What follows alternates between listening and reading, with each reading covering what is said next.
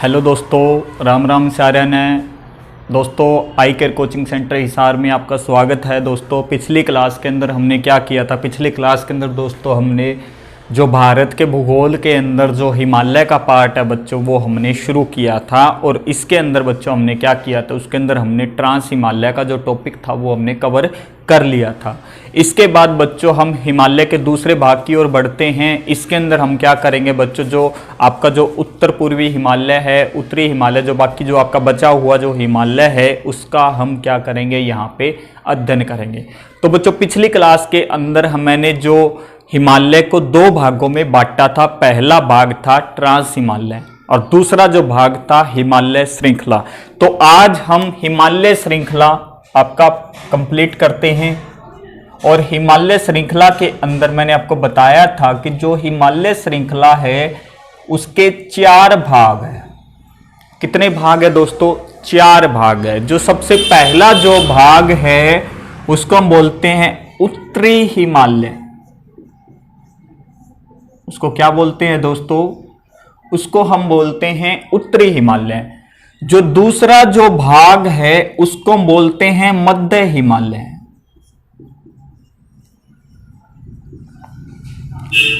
तीसरे भाग को कहा जाता है बाहरी हिमालय।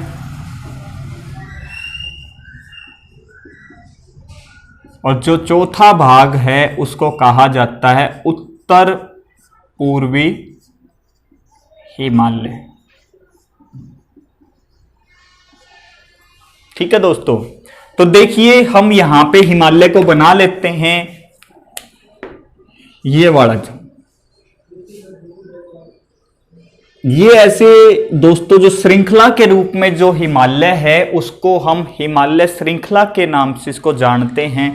जो उत्तरी हिमालय है, मैंने आपको बताया था कि जो हिमालय का जो चोटियों वाला जो हिस्सा है, जो ऊंचाई वाला जो हिस्सा है ना, उसको उत्तरी हिमालय के नाम से जाना जाता है।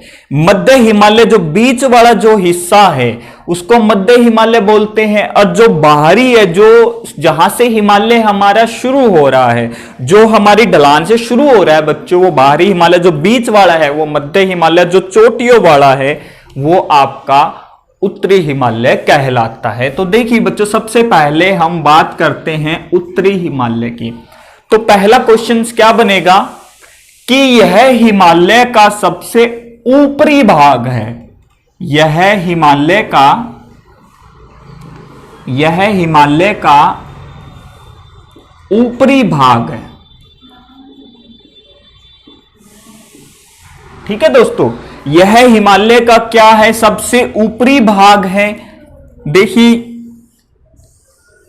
ये कोई हिमालय पर्वत है। जो ये वाला जो हिस्सा है ना, जो इसका जो चोटियों वाला जो हिस्सा है, अगर मैं इससे बिल्कुल सीधी निकालूं तो ये बिल्कुल अंदर जाएगी, इसके बिल्कुल सेंटर में जाएगी ये रेखा। ठीक है ना बच्चों? तो ये वाला जो चोटियों वाला जो हिस्सा है ये क्या कहलाता है? ये उत्तरी हिमालय कहलाता है। और ध्यान रखना, दूसरा क्वेश्चन क्या बनेगा? हिमालय की सबसे ऊंची चोटियां, हिमालय की सबसे ऊंची चोटियां जैसे माउंट एवरेस्ट,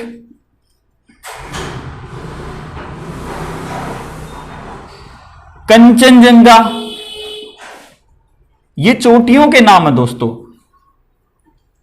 नंदा देवी, ये जो हिमालय की जो सबसे ऊंची चोटियां हैं, ये हिमालय के किस भाग में पाई जाती है? ये उत्तरी हिमालय में पाई जाती है, ऊपरी भाग में पाई जाती है। इसके अलावा और क्वेश्चन क्या बनेगा? इसे ग्रेट हिमालय के नाम से भी जाना जाता है। क्या बोला जाता है इसको? ग्रेट हिमालय, या हिंदी में इसको कहा जाता है वृत्त हिमालय। क्या कहा जाता है? वृत्त हिमालय। किसे कहा जाता है? तो इसी को तो वृत्त हिमालय कहा जाता है। जहां पे हिमालय की जो सबसे ऊंची चोटियां स्थापित है वही हमारा क्या कहलाता है? ग्रेट हिमालय। अगर आप किसी हिमालय पर्वत को किसी पिक के अंदर देख रहे हो तो आपको चोटियां दिखाई देती है, जो चोटियां है ना वही क्या है, ग्रेट हिमालय है, उत्तरी हिमालय। तो यही क्वेश्चन आपसे पूछा जाएगा, कोई चोटी बोल देगा और आपसे पूछेगा बताइए हिमालय के कौन से भाग में ये स्थित है। तो अगर किसी चोटी की बात कर रहा है तो आप क्या बोलोगे जी, वो ग्रेट हिमालय का हिस्सा, चाहे वो माउंट एवरेस्ट की बात करें, चाहे वो कंचनजंगा की बात करें, चाहे वो नंदा देवी की बात करें, वो सारी की सारी चोटियां हिमालय के किस भाग में स्थित है, ये उत्तरी हिमालय, ग्रेट हिमालय में ये स्थित है। उसके बाद बच्चों हम बात करते मध्य हिमालय की। तो जो मध्य हिमालय है ना दोस्तों, जो आपका मध्य हिमालय है इसे लघु हिमालय के नाम से भी जाना जाता है। इसे क्या कहा जाता है, मध्य हिमालय को, इसे दोस्तों लघु हिमालय भी कहा जाता है। क्या कहा जाता है इसको, लघु हिमालय इसे कहा जाता है। इसके अलावा जम्मू कश्मीर में इसे पीर पंजाल श्रेणी, जम्मू कश्मीर में इसे पीर पंजाल श्रेणी और हिमाचल प्रदेश में इसे धौलाधार श्रेणी के नाम से जाना जाता है। जम्मू कश्मीर में इसे पीर पंजाल श्रेणी और हिमाचल प्रदेश में इसे धौलाधार श्रेणी के नाम से जाना जाता है। क्वेश्चन ऐसे ही पूछ सकता है कि पीर पंजाल श्रेणी हिमालय का यह भाग किस राज्य में स्थित है। तो पीर पंजाल श्रेणी किस राज्य में स्थित है, जम्मू कश्मीर में, और धौलाधार श्रेणी किस राज्य में स्थित है, तो हिमाचल प्रदेश में ये क्या है बच्चों, स्थित है। इसके अलावा आपसे क्वेश्चन पूछेगा, देखो बच्चों ये क्वेश्चन जो है ना एचएससी ने आपसे पूछा था। तो क्या पूछा था, उसने कहा था कि जी मुख्य पर्यटन स्थल जैसे कि कुल्लू मनाली, मुख्य पर्यटन स्थल जैसे कुल्लू मनाली, शिमला, डलहौजी, मंसूरी, चंबा, ऐसी ये जो हिल स्टेशन है ना बच्चों, ये हिमालय के किस भाग में स्थित है बच्चों, तो ये लघु हिमालय या मध्य हिमालय में स्थित है। देखिए बच्चों जब आप हिमालय की चढ़ाई शुरू करते हो तो सबसे पहले कौन सा स्टेट आता है, उत्तराखंड आता है। उसके बाद आप ऊंचाई पे जाते हो तो क्या आएगा, हिमाचल प्रदेश आएगा। उससे आप ऊपर जाओगे तो हिमालय की चोटियां आ जाएगी। तो जो हिमाचल प्रदेश वाले जो हिल स्टेशन है वो कहां पे, वो तो ना तो नीचे है ना ही सबसे ऊपर है, तो वो किस में है, मध्य में। तो ये सारे के सारे हिल स्टेशन किस में आ जाएंगे, लघु हिमालय के अंदर ये आ जाएंगे। ठीक है दोस्तों। इसके बाद जो अगला जो भाग है वो है बाहरी हिमालय, आउटर हिमालय या बाहरी हिमालय। इसे शिवालिक हिमालय के नाम से भी जाना जाता है। क्या बोला जाता है इसको, शिवालिक हिमालय या शिवालिक श्रेणी के नाम से भी इसे जाना जाता है। पूर्व में इसे दून तथा पश्चिम में इसे द्वार के नाम से भी जाना जाता है। यानी कि आप उत्तराखंड में देखोगे, शिवालिक में देखो, जो पूर्व साइड में जो पहाड़ी है उसे दून की पहाड़ियां बोला जाता है। जो पश्चिम दिशा के अंदर जो पहाड़ी है उसको द्वार की पहाड़ियां इसको बोला जाता है। जैसे कि देहरादून, दून लग रहा है तो यहां पे है, ठीक है ना। द्वार जैसे कि बच्चों हरिद्वार, ठीक है ना। तो ये सारे के सारे शिवालिक में पड़ता है। अगर आपसे पूछ ले देहरादून हिमालय किस भाग में है, बाहरी हिमालय में, हरिद्वार कहां पे है, तो ये बाहरी हिमालय के अंदर शिवालिक श्रृंखलाओं के अंदर है। इसके अलावा बच्चों भारत के अंदर जो हिमालय नदियां हैं, देखो बच्चों कोई नदी है हिमालय से उतर के नीचे मैदानों में आ रही है, तो बच्चों आप यहां पे खड़े हो, आप देख रहे हो कि कहां से उतर रही है, तो ये नीचे वाले पार्ट से आपको उतरती हुई दिखाई देगी। तो यही क्वेश्चन आपसे पूछा गया था कि भारत में हिमालय नदियां कहां से उतरती है, किस श्रेणी से उतरती है, तो भारत में हिमालय नदियां शिवालिक श्रृंखलाओं से उतरती है। चाहे वो गंगा हो, चाहे वो यमुना हो, बच्चों ये सारी नदियां कहां से उतरती है, ये शिवालिक श्रृंखलाओं से उतरकर नीचे मैदानों में प्रवेश करती है। ठीक है दोस्तों, इसके बाद जो बच गया आपका उत्तर पूर्वी हिमालय। उत्तर पूर्वी हिमालय बच्चों क्या है, लगातार नहीं है, बीच में से कटा हुआ है, अलग अलग जगहों पे, बीच में कहीं पे मैदान आ गए, फिर पहाड़ आ गए, फिर मैदान आ गए, ऐसे बीच में ये कटा हुआ है। तो यहां पे आपको क्या करना है, अलग अलग पहाड़ियों के बारे में आपको करना है। तो कुछ एक मैं पहाड़ियां आपको बता देता हूं, कई बार एग्जाम में आ जाता है कि भाई ये पहाड़ियां बताइए भारत के किस राज्य में स्थित है, तो आपको वो भी पता होना चाहिए। उत्तर पूर्वी हिमालय के अंदर हम उसको करेंगे।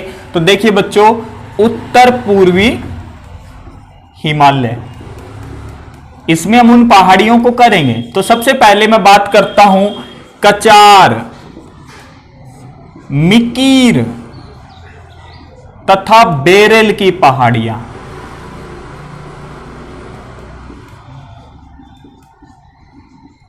अगर ये पहाड़ियों की बात की जाए तो ये पहाड़ियां कहां पड़ती है, तो ये पहाड़ियां बच्चों अरुणाचल प्रदेश में।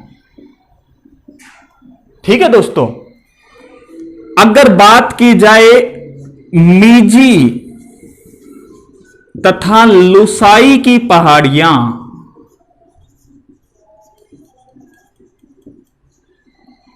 तो ये कहां पड़ती है, तो मिजोरम में।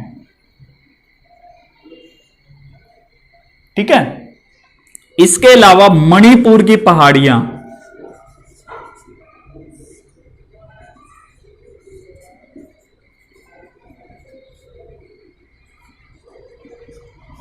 मणिपुर में।